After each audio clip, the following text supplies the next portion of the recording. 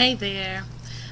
I said that I would see you back real soon, and I want to say that I am enjoying YouTube already. I said YouTube, Ustream, isn't that so funny? I'm already enjoying Ustream. So, anyway, I'm back, and today I want to talk about living your passion. I was going to say living your dream, but living your passion is so much different than your dream. You could dream of being a billionaire by any means necessary, but your passion could be cleaning.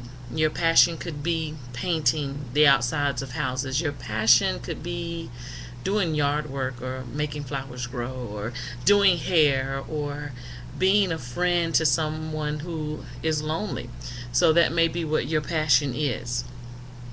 How do you make money with your passion?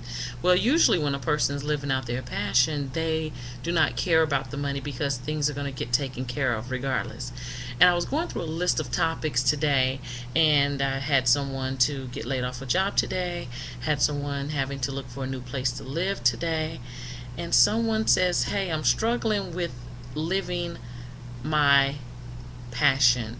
I have a very lucrative job, and this person enjoys the money, enjoys what that money affords them, but they really want to live their passion. And of course, you get used to a certain lifestyle. You do not want to downgrade if at all possible. Well, my advice to anybody who wants to live out their dream or their passion, I want to say passion, live out your passion, do it, because the peace of mind, the peace in your spirit that you'll get will be so much more worth than any paycheck that you could get. And what I've learned over this last year by living out my passion is all the stuff I thought I needed were really just wants. There are some days that I may not have what I want to eat, may not have as much as I would like to eat. I still have a roof over my head. I may not have the mode of transportation that I'd like to have. I may not be able to buy the clothes that I'd like to buy, but all of those are wants. I am a pretty healthy, plump young lady, and I haven't missed too many meals, or if I have, you can't tell. I have had an awesome support group, and what you'll realize is when your passion seeps through, when you're living your passion, it comes out, and other people want to support that. Now you're going to have people who come along and tell you all the reasons why you can't do that. That's one thing.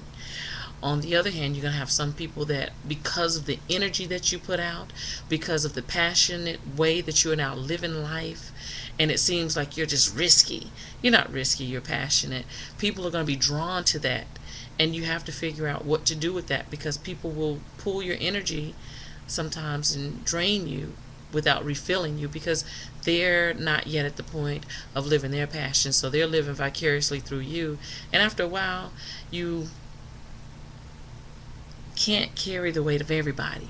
So what you do in turn is show them how to do what you're doing, so it lightens the load, and as they're infused, then you start getting that energy. Then you start branching out to other people who are living their dream, living their passion, making what they do work for them. Even a person who's doing something that is financially lucrative, and it may not be exactly what their gift or their passion is, but they know how to make that lemon the biggest, best gallon or pitcher of lemonade. You can get a positive energy from that. Not everybody can do that. That in itself is a gift. So get around people that you say, that person's positive. Watch people, read books. Les, oh, it's going to come to me in a bit, and I know if you know who I'm talking, Les Brown. Les Brown is a great one to listen to. And if you are in the Charlotte area, or if you're able to get on Ustream and listen to Pastor Juan Goodson at Restoration Ministries, I enjoy my pastor because he talks to you in everyday talk, and he sees stuff in you sometimes, all the time, that you don't see in yourself, and challenges you. And challenging sometimes isn't a nice warm fuzzy feeling. Challenging is, hurt somebody, leave me alone, get off my back already. But he's pushing you to greatness. But if you don't have someone personally in your life, people like Les Brown, Napoleon Hill, any of his books, I think he has one about the laws of success, and the one that I've been reading for the last year, slowly but surely taking it in, is Think and Grow Rich. And I'm sure many people have heard of it in some way or another. One of the things in the book Napoleon talks about is having a definite purpose. And when you're living out your passion, you can do a lot of things. Let me give you an example. I had a cleaning service a few years ago. Well, it ended up being a cleaning service. It started out as a mommy helper business, and it could have been anything from running errands for the mom, cooking meals, doing laundry, cleaning the house, of course. Anything that would give her an extra set of hands and give her more time in her day. Excellent idea. If you love it, you're passionate about it, go do that idea. What I ran into is I was dividing myself in too many ways. So what ended up happening is I was doing a cleaning service. So through my cleaning service, I began to learn what I needed to know about business in general. Don't spread yourself so thin. I can't run errands, cook meals, and clean house for several different clients. Pick one thing, focus on that, because at some point you're going to need to multiply your efforts through getting other people to do what you do. So don't spread yourself too thin. You might say, oh, I'm good at baking things. That's great. You don't have to do cakes and cookies and cinnamon rolls. Pick one thing. Pick one thing at first. Be excellent at that. Be known for Mrs. Smith's cakes. Whatever it is that you're doing, pick that one area and focus on it. Make it the best. Because what happens is you love what you're doing so much, you're so passionate about it, that by the time you get home, you don't have anything left for your family. The conference I went to on Saturday, the lady said she outsourced her kids sometimes.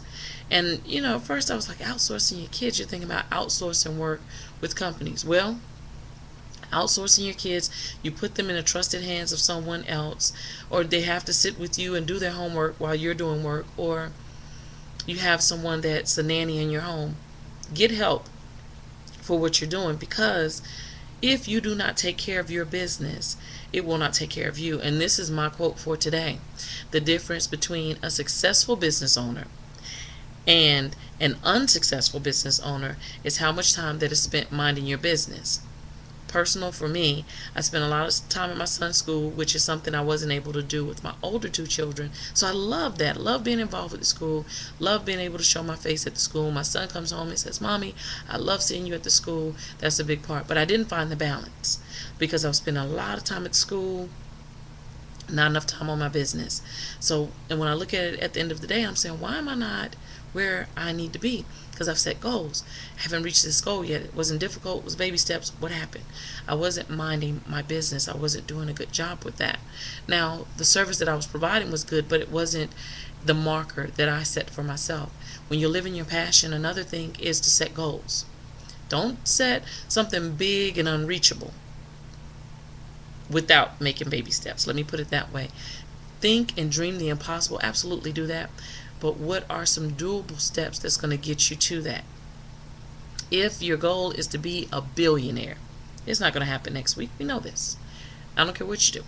It's not going to be. You're not going to be a billionaire, and you definitely won't hold on to the money if you fall into it next week. Just saying. However, if you say I want to be a billionaire, what are the steps you're going to do to become a billionaire? How many houses do you have to clean? How many cakes do you have to bake? How many times do you have to multiply your efforts through other people in order to get where you want to be? Who needs to be sponsoring what you're doing for you to become a billionaire? How many sponsors do you need? Lots of good questions, right? So you take baby steps, baby steps, baby steps. New businesses. Nobody seems to want to take care, or not necessarily take care, want to sponsor new businesses. One, because you're new. No one knows what you're doing. No one knows if they can trust you.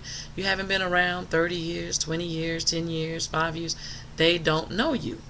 So you want to get out there and build relationships. Oh, I know you'll say that takes a lot of time. It takes a lot of time to build relationships.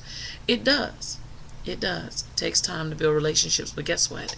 When you build one relationship here, imagine that person has the number 272 right on their forehead. 272 other people that they know that you don't know. So make that one good relationship and get connected to those other 272 people to make other connections. It happens. It happens. And you have to be minding your business. And if outsourcing your children is something you need to do, that doesn't mean that you're always working and you're never doing anything with your kids. Maybe I'm boring myself. Excuse me. It doesn't mean that you're always doing something for work and not with your kids. Scheduled time. One thing that new business owners do is not schedule a vacation. Now, if you go apply for somebody's job, you want to know, how many days vacation do I get? Oh, I get 2 weeks. I already know how I'm going to do that. I'm going to do 4-day work weeks and take every Friday off. Or I'm going to take my kids to Disney World with my 2 weeks. So I'm going to spend 1 week here and I'm going to spend 1 week there. You have it all planned out when you get a job. Take that same mindset over when you're doing a business and say, where can I go? And maybe with your company, you can't go somewhere for 2 weeks that first year. Maybe you have to go somewhere for a weekend. Maybe you have to have what they are calling now a staycation. Maybe you have, oh, am I crying? Oh, moved with emotion. What you can do is a staycation where you're at home. No one knows you're at home, but you're having a mental health day. There's an eye doctor that I know. Every Friday, he calls it professional development. So he doesn't have any appointments on, I'm itchy today. Let me just get all my rubbing out. He has what is called personal development day. So he doesn't take any appointments. He may attend a seminar. He may take a class. I really don't know if he's doing anything at all, but he has a 4-day work week. And he takes Friday to utilize it for professional development. So if he's an eye doctor, he needs to find out what is the latest trends in eye care. What's going on? Am I going to do this? Do I need to get away from this product or service? He takes 1 day a week to do that. Man, 3 years ago, I didn't do that. I told you I'm just like itchy. Let's get that all out the way. I did not take time and say, there's 1 day a week I need to know more about the cleaning business. I did little stuff along the way. I may have stayed up late at night. I may have gotten up early, see what's online, read some books, network with other people who are doing things like I'm doing, and say, okay, I can make this better. If I've had a client ask me about something I wasn't too familiar with, I do some research, but I didn't have a day that I committed. I didn't even have like an hour that I committed to making what I did better. I was just going. It worked out. It worked out. I did that for a year, and then I went back to school. I couldn't continue my business and go to school, so I ended up working full-time in the school system. Thought I was going to be a 4th grade teacher, then I thought I would be a middle school teacher, then I thought, hey, I could teach anywhere. So education is what I like to do, and that's what we're doing today, educating you on living your passion, setting goals, and then setting aside time within those goals to say, hey, how am I going to make what I'm doing better? For me, being a talk show host, I have to say, okay, what are other people doing? So I'm watching to see what other people are doing. Do I like things that they're doing or not? And the things that I don't like, that I don't do them. The things that I like, find a way to do them my way if I really like them. Like Oprah has Living Your Best Life. I think I've heard that a lot lately, and it's really good. Living your best life, finding balance in your life. And then I was watching on Ustream Monique. She does something on Monday, I found out, and she was talking about natural or Western medicine and how it's different from, I bet I'm saying that wrong, Eastern medicine. Anyway, Asians. She went to an Asian spa, and they gave her some detoxification that they said is normal for them, and we treat it as a luxury, and these things could help us to be healthier and live longer, but we're treating them as a luxury. We'll get around to it. Well, she said that she has been exposed to some different things in her life that's making her life better, and so we're still looking at living your best life. And so by living your passion, you will have no choice but to live your best life. I'm just thinking about my profile picture. I know my hair is short. This is actually my hair, thick, and if it's weave, it's yacky nappy. But anyway, this is my hair. It's grown a lot since last year. I'm looking at that picture. But living your passion is worth making a sacrifice. Making a sacrifice of not having the stress of unnecessary stuff. If you're watching this video, you're probably going to a job most days that you don't like, and you could live without those people if given the opportunity. Well, give yourself permission. Live your passion. If you're living paycheck to paycheck anyway, you said I don't have enough money saved up, you're living paycheck to paycheck anyway, they can tell you tomorrow that they don't need you. Just like the person that got laid off today that I know. I don't know if there was any money saved up for such an occasion, but you didn't know on your way to work this morning that they would be sending you back home before lunch. Okay?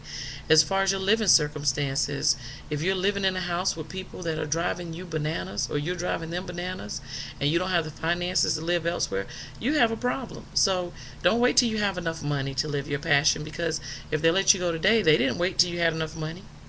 They let you go. They couldn't use you anymore. So don't use the stress in your life anymore as an excuse, unless you just like complaining. Now, if you're passionate about complaining, stay where you are. But that's what I want to share today. Live your passion. Set goals. Set measurable goals to that impossible goal that you want to reach. Dream big, dream impossibly, and set some realistic goals to get to all of those things. Anyway, thank you for sharing this time with me. All of this needed to be said, so I thought I'd get on here this evening and share it with you. And until next time, we will talk about, I don't know, whatever else needs to be said. But thank you for joining me today.